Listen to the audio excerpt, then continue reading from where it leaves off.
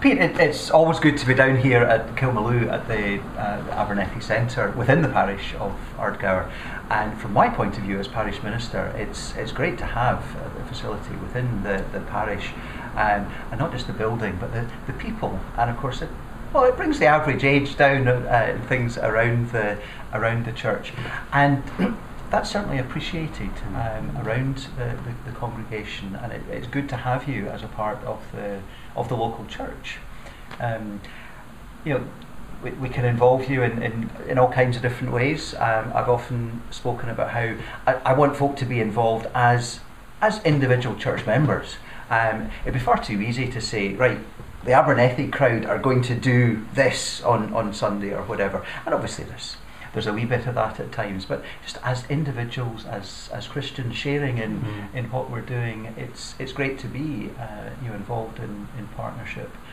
And of course we're able to do the things like MAD. Remind us, what does MAD stand for? Making a difference. That's what that is. We need to always keep on telling ourselves that. Yes. Yeah. And that's been something that's been going longer than my time in the parish. An opportunity for primary school age children to come together.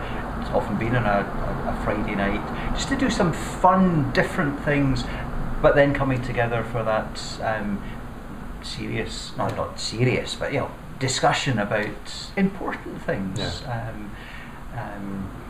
To talk about trust and faith. And I've been really encouraged quite recently, I think, by MAD and by the difference it does make, and because I think we can very easily forget the impact that it does make on the kids. And there was one time, I think it was the second or third week on the recent ones we did at the end of last year, and we were sitting down, we had the Bible story, or there was one of the object lessons, and we're like, well, do you know who knows about Jesus and what they did? And one of the little girls just all of a sudden was like, oh yeah, I know who he was. He was our Saviour. He died on the cross for us and died for our sins, and we're forgiven because of him. And all of a sudden I was like, wow.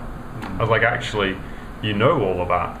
And I never would have, before that, I would never have picked that they would have actually known that and been willing to volunteer that information. And I think, for me, that was definitely something which really encouraged me on seeing the impact that it does make on the community. And for us at the centre, I think the partnership that we have with yourselves, with the church, and looking at MAD in particular, I think that it makes a massive difference to us, having that support of, I guess, the support of talking it through with people, but also you guys coming and helping, and that physical bit of being there and being involved has really helped and made a massive difference. I always get a great buzz out of planning things collaboratively and being able to take other people's ideas and mix them up with my own, and we come up with something that's better than any one individual or one group could have come up with.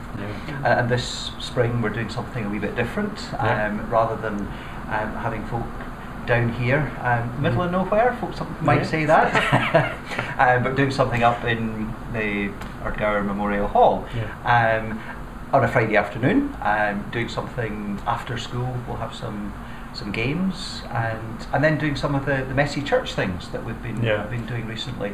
And we're still experimenting with different times, different ways of engaging folk in a fun, meaningful way with some of the stories and the trust and faith that you've spoken about.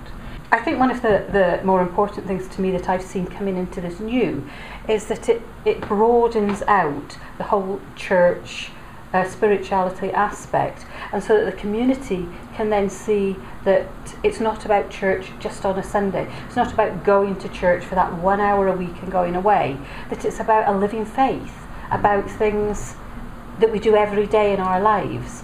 And I think one of the good things, and we were speaking about this earlier, Donald and I, about the fact that in a rural community like this, there's that age gap that's missing. You know, the 17 to 30 something age group that's missing. Now with the Abernethy, you've got all the young people here as the trainers and as students, and they can therefore act as role models I know my son's, 16, and we have sort of very young adults within our congregations, and that can look to Abernethy as role models to see that yes, it is okay as a teenager to still be a Christian and still proclaim that faith. In lots of ways we can work together, and we do come up with something that is greater than the individual parts. And I think it says something to the whole community. I mean, everyone knows of what the church is doing, they know of what the Abernethy Centre is doing, and actually our working together in the community lets us demonstrate that and proclaim it and make a difference. Mad. Making a difference.